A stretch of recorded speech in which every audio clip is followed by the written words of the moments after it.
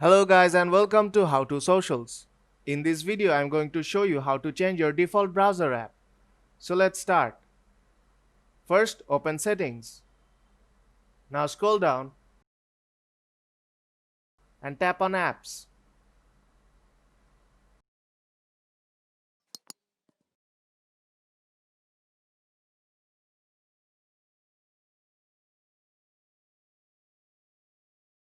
Now tap on three dots on top right corner and tap on default apps.